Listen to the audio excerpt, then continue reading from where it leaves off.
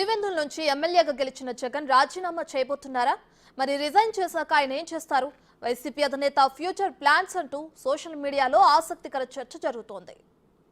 కేవలం 10 మంది సభ్యులతో కలిసి అసెంబ్లీకి వెళ్లటం జగన్ కు ఇష్టం లేదా? అసెంబ్లీకి కాకుండా పార్లమెంటుకు వెళ్లాలని జగన్ నిర్ణయించుకున్నారా? జగన్ భవిష్యత్ కార్యాచరణపై సోషల్ మీడియాలో ఇంట్రెస్టింగ్ చర్చ నడుస్తోంది. అదేంటంటే పులివెందుల నుంచి ఎమ్మెల్యేగా గెలిచిన జగన్ రాజీనామా చేస్తారని. ముఖ్యమంత్రిగా ఉన్నప్పుడు సభను కనుసైగతో శాసించిన జగన్ ఇప్పుడు గడ్డు పరిస్థితులు ఎదుర్కొంటున్నారు. అసెంబ్లీలో వైసీపీ బలం కేవలం 11. తను కాకుండా 10 మంది మాత్రమే ఎమ్మెల్యేలున్నారు. వారిలో కొందరు టీడీపీతో టచ్లో ఉన్నారు. ప్రతిపక్ష హోదా లేదు. అడిగినా టీడీపీ ప్రభుత్వం ఇస్తుందన్న ఆశ లేదు.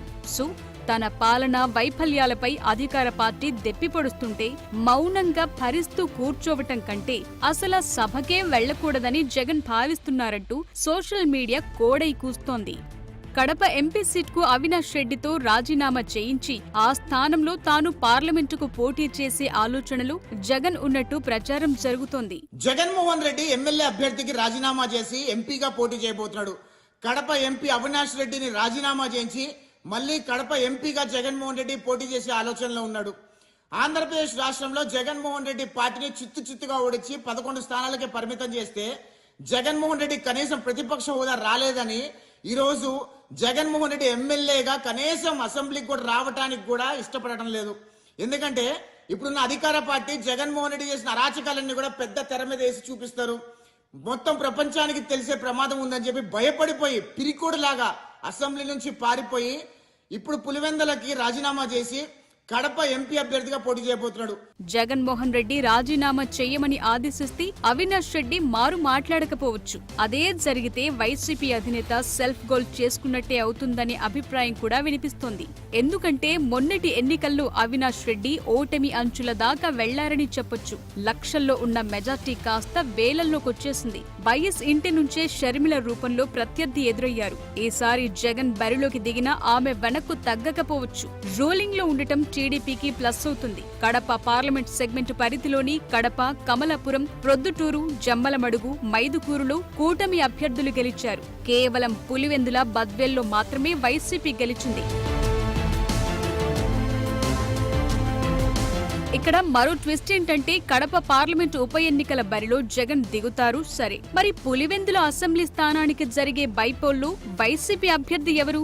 అటు షర్మిల కాని, విజయమ్మ కాని, వివేకానందరెడ్డి కూతురు సునీత కాని రంగంలోకి దిగితే గత ఎన్నికల్లో మాదిరి బాబాయ్ హంతకుడు అంటూ ఉతికారేస్తే జనం జగన్ కు ఓటు వేయటం వేరు, మరొకరిని గెలిపించటం వేరు. బరిలో ఉన్నది జగన్ కానప్పుడు చాలా అంశాలు ఆలోచిస్తారు. అదే సమయంలో వైఎస్ఆర్ బిడ్డనంటూ షర్మిల ఎంట్రీ ఇస్తే పరిస్థితేంటి? ఏమాత్రం ఫలితం తారుమారైనా అది వైసీపీకి ఆత్మహత్యా సదృశ్యమే. మరి జగన్ డేర్ చేస్తారా? రాజీనామా చేసి ఎంపీ బరిలోకి దిగుతారా? తనను ఎమ్మెల్యేగా గెలిపించిన పులివెందుల ఓటర్లకు ఏం చెప్తారు? రాష్ట్ర వ్యాప్తంగా తన పార్టీ అభ్యర్థులకు ఓటేసిన ప్రజలకు ఎలాంటి సమాధానమిస్తారు? 2014-19 మధ్య తనకు అసెంబ్లీలో మైకివ్వటం లేదని అలిగి వెళ్లిపోయారు జగన్మోహన్ రెడ్డి.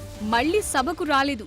అలాగే ఇప్పుడు కూడా సభకు రాకపోవచ్చు. కానీ అసెంబ్లీకి రాజీనామా చేయకపోవచ్చనే అభిప్రాయం కూడా వినిపిస్తోంది.